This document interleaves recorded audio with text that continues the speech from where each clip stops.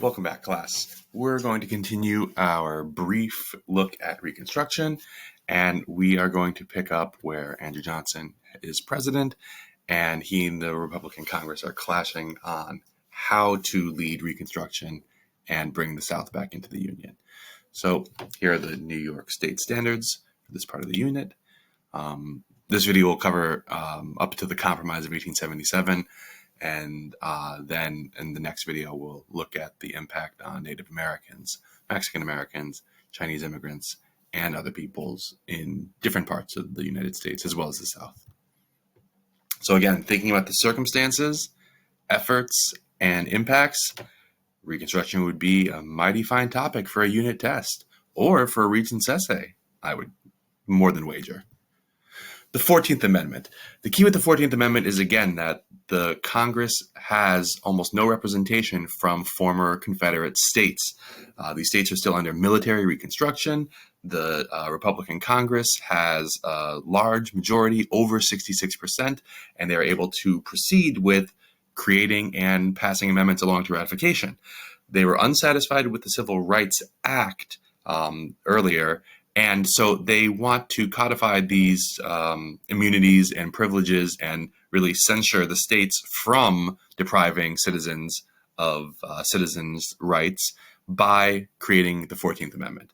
The real key here is that the 14th Amendment has many other sections as well, but this key section is really focused on the states will not be able to limit rights and privileges of citizens without due process of law, right? Without a criminal trial.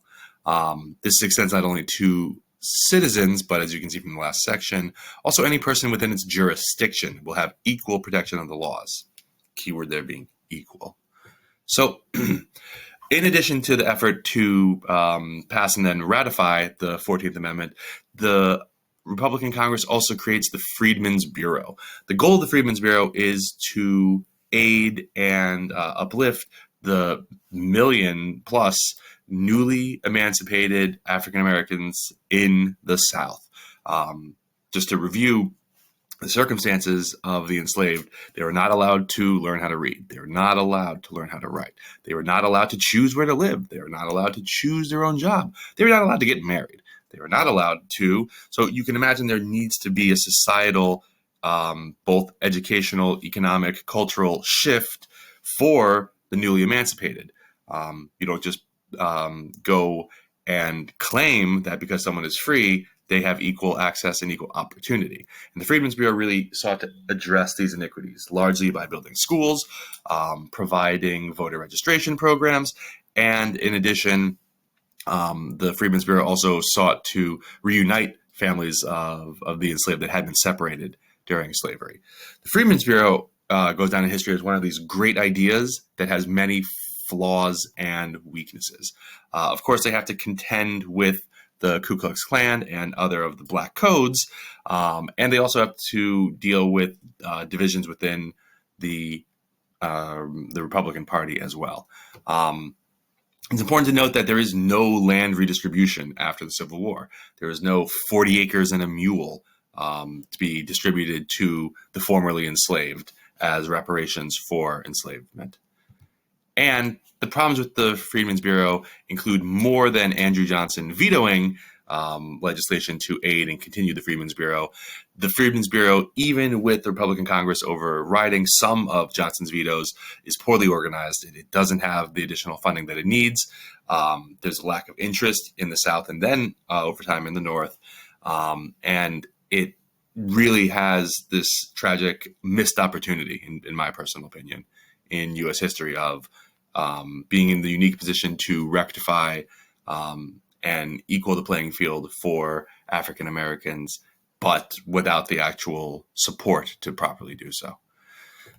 So in addition to the Freedmen's Bureau and the 14th Amendment, which is going to go through Congress past Andrew Johnson's veto, and the 14th Amendment will also be something that many of the Confederate states, former Confederate states, are forced to adopt in order to re-enter the Union. The Republican Congress is also going to pass the 15th Amendment up to ratification.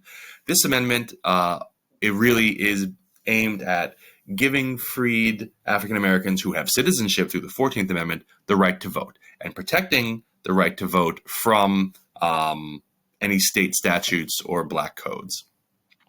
The key with the 15th Amendment is that it comes from this effort to enforce both the 13th and the 14th and the 15th Amendment. Without having voting rights in the South, the idea is that there won't be any ways to combat the black codes. There'll be both local and state statutes that are going to limit the rights of minorities in the South. So the Civil Rights Act, or the Enforcement Act, the Force Act, is one other effort by the Republican Congress to make sure that the states in the South are following these amendments. And the goal of this Civil Rights Act from 1875 is really to protect all citizens, right? However, the key is going to be equal treatment in public accommodations, equal treatment in public transportation.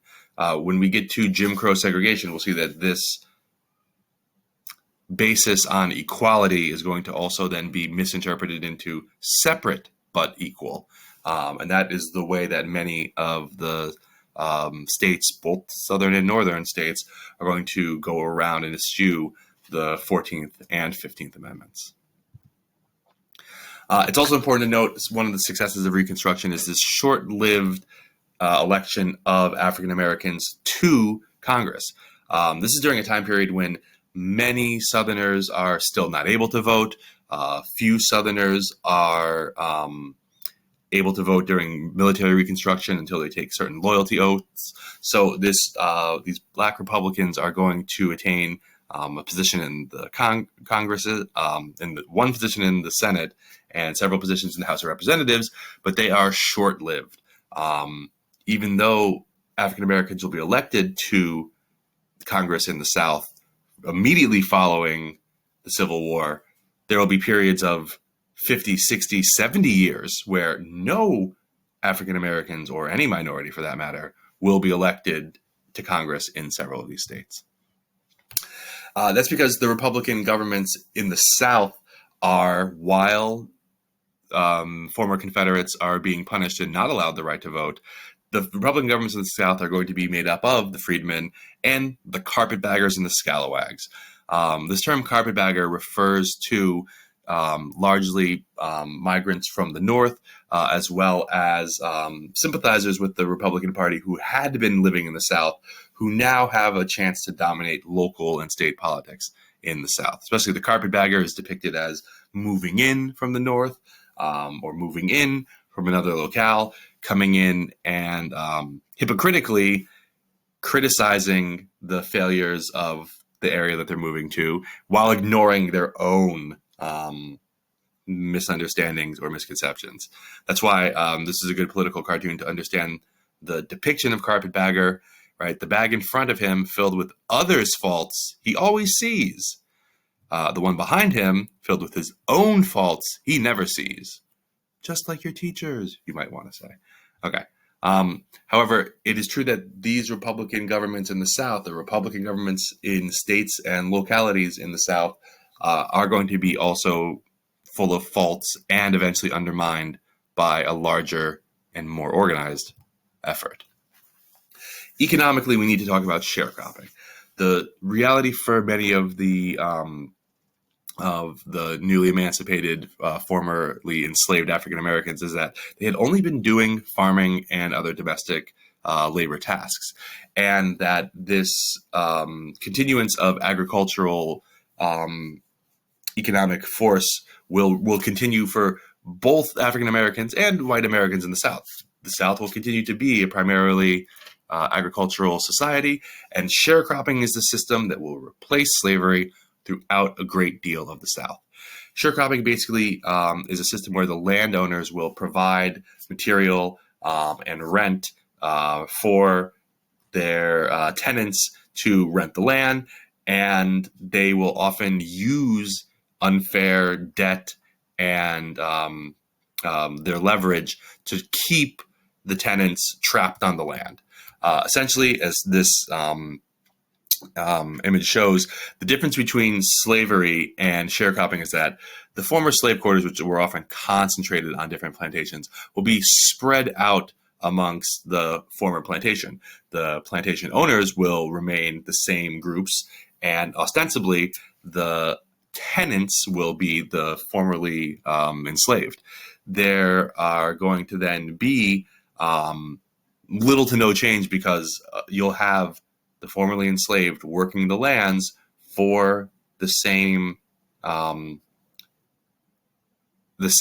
landowners who had been their enslavers in the past. This is going to be true not just for African Americans and the formerly enslaved, but also white Americans as well, because sharecropping will take hold over the South as a lucrative way for the landowners to continue owning and farming large tracts of land in the South and the West, for that matter.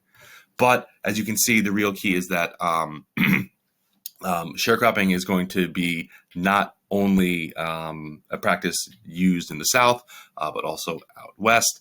But that especially in the South, with the African American population, is a very large portion of many of the different rural counties. That is where sharecropping will have the most negative impact on the African American population. However, it's incorrect to think that the South will always stay just a primarily agricultural society. This idea of the New South is a reference to the industrialization that takes place in southern cities. A lot of this is financed by the carpetbaggers, the people coming down from the North to set up businesses during Reconstruction and beyond. And this brings us to the end of Reconstruction, or the rise of the Solid South. The Solid South is an idea that once the South has gone beyond Reconstruction, they will unify and support political parties and groups that support Southern practices, that support Jim Crow segregation, for example, that oppose the Republican amendments and try to eschew the 14th and 15th Amendments. The key to the rise of the Solid South is that there's this Redeemer phase that, following the enforcement acts and the passage of the ratification of the 14th Amendments, there's going to be a push for the 15th Amendment, right? African Americans will be given citizenship by the 14th Amendment. That is an amendment that many Southern states are forced to ratify to come back into the Union, to get representation in Congress. The Freedmen's Bureau closes due to lack of funds and interest. Then in 1873, there's an economic panic, an economic downturn that affects both the North and the South. And that, followed by scandals with new President Ulysses S. Grant, leads to a new presidential election in 1876 and 1877 and the end of Reconstruction.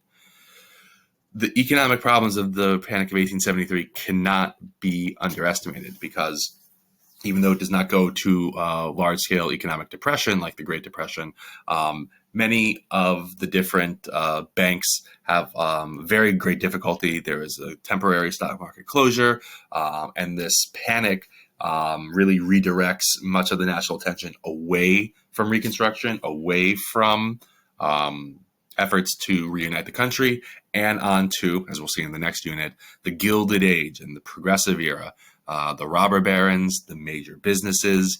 And so this Panic of 1873 really represents a shift in priorities across the country, in the North as well as in parts of the South. And the key is that the Panic of 1873 leads to a presidential election that is very closely contested. Now you want to notice these circumstances for this election. The South has been re-enfranchised and now represented again in presidential elections. There are still some limitations on voting rights for those who have not signed loyalty oaths, but most of the former Confederate states are both electing Congress people and voting in the presidential election. This very closely divided election between Rutherford B. Hayes and Tilden is going to be resolved in what is called the Reconstruction Bargain, or the Reconstruction Compromise, the Compromise of 1877. The key for the Compromise of 1877 is that in return for withdrawal of troops from southern states, really the complete end of military Reconstruction, and for the Congress to secure funding for federal money for a railroad to the west, and conservative Southerners to be in the for conservative Southerners to be in the Republican president's cabinet. The Redeemers will really be able to control the southern states. Going back to the map, the key also here is that the Democratic Party has been able to take back control of the House of Representatives before the 1876 presidential election. So in order to pass legislation through Congress, as well as to really solidify this electoral almost deadlock, the Republican Party is going to make concessions to the Democratic Party, and that includes the end of Reconstruction. This will really mean the Redeemer phase is going to become a reality in the South. This will lead to the Solid South. The Democratic local and state governments throughout the South will cut spending on schools. They will also pass different measures to limit minorities' ability to vote in the South, which we'll cover shortly and we'll review when we talk about segregation and Jim Crow. And of course, these Jim Crow separate but equal ways of getting around the 14th Amendment will be codified by the Supreme Court in the 1896 Plessy versus Ferguson train car case.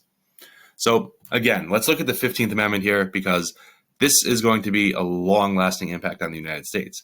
The 15th Amendment is part of the Compromise of 1877. In addition to approving Rutherford B. Hayes as president and securing funding for their railroad, the southern states will ratify the 15th Amendment. Many of the southern states will ratify the 15th Amendment, which ostensibly says that the right to vote should not be denied on account of race.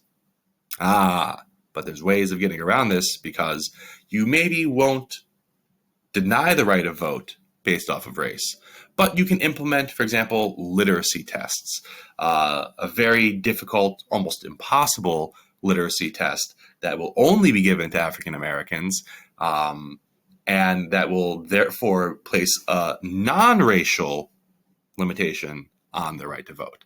The 15th Amendment states you can't put any limitation to vote on someone because of their race or previous condition of servitude. But many of the laws that will be passed in the South, originally as black codes, but also as Jim Crow segregation, will make it difficult for African Americans to be represented on juries, or it will make it impossible for African Americans to testify in court. This will mean that African Americans can then be jailed, and under the 14th Amendment, under the 13th Amendment, you can be forced to work if you have been convicted of a crime. So by having these ways around the 13th, 14th, and 15th Amendments, the poll tax, the literacy tax, the poll tax is also a different one. The poll tax is going to basically say that people must pay a tax to vote. What will then happen is that the different states and locales will pass a grandfather clause. They'll have clauses that say you don't need to pay a poll tax if your grandfather was able to vote. None of the formerly enslaved grandparents were able to vote, so they will have to pay the full tax. You have to take the impossible literacy test in order to be able to vote. But due to the grandfather clause, if your grandfather was able to vote, you don't have to take that literacy test. None of the African Americans' grandparents are able to vote. They'll have to take those literacy tests. And this is going to be the circumstances that persist throughout the South. You can see this is from 1920, going into the 50s and 60s. That will be the focus of the civil rights movement in the 1960s and 70s. So you really will see that the beginning of segregation is in the Black Codes. You'll see that the long-term circumstances of the civil rights movement are created by efforts of the Solid South Redeemer governments during and after Reconstruction. And of course, the Plessy versus Ferguson Supreme Court case will give legitimacy to this idea that that segregation is not in violation of the 14th Amendment because they are giving equal, right, ostensibly equal privileges and equal rights to minorities through separate accommodations. As we all know, and for anyone with eyes to see in the past as well, these separate facilities and services were not equal, right? Nonetheless, that's for another day.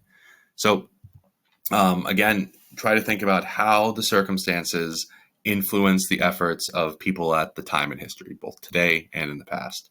What these efforts were fought for and how they were continued, that will have a different impact, both short-term and long-term, on American history and people.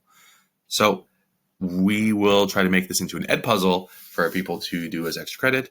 Please also let us know what you think of the video. All right, thank you.